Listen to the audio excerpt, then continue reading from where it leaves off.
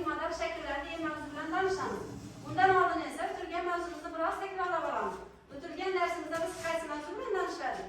Kim aytadi? O'tilgan darsimizda o'tgan onadir. Darsimizda marhamat. Fe'lning vazifador shakllari degan mavzu bilan tanishgan ekanmiz. Endi shu mavzuni mustahkamlab olish uchun talabalarimiz Qo'zqor metodini tayyorlab kelganlar hozir shu metodni qo'llaymiz va o'tilgan mavzumizni biroz esimizga solib olamiz. Marhamat.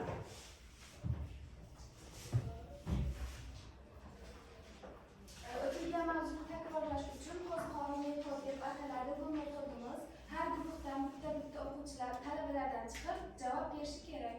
Birinchi guruhdan kim chiqadi?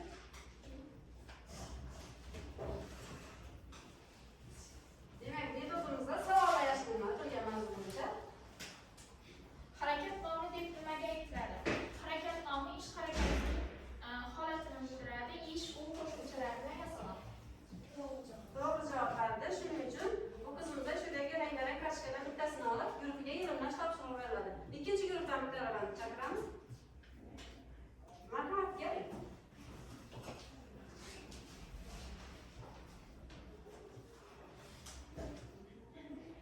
Vazifador shakllarning nechta xil va ular qaysilar? Sof fe'l, harakatnoma sifatida qarashlar.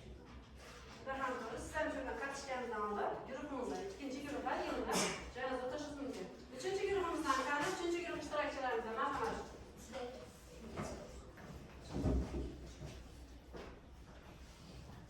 Birinchi guruh tayyorlanib turamiz. Sifatdosh deb nimaga aytiladi? Fe'llarning sifatga xoslanganligi sifatdosh deb aytiladi. Sifatdoshlar rob qo'shimchasini oladi. Ma'lumot to'g'ri kim bildiradi? Marhamat. Fe'lni sifatga xoslangan shakl sifatdoshga ataladi ham sifatga xoslangan bo'lib, yedigan, adigan, jaysizdek qo'shimchalar orqali yasaladi. Rahmat, o'tirishingiz mumkin. Bitta kartochkani olib guruhimizda yig'amiz. Hop, birinchi guruhdan keling.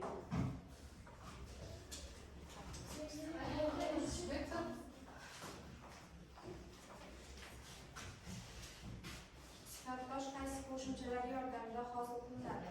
Sifatdosh gan, kan, degan, r qo'shimchalari orqali hosil qilinadi. To'g'ri javob bo'ldi. Kartochkalar. Guruhimizda yig'imlab joyingiz o'tirishingiz mumkin. Ikkinchi guruhdan keling.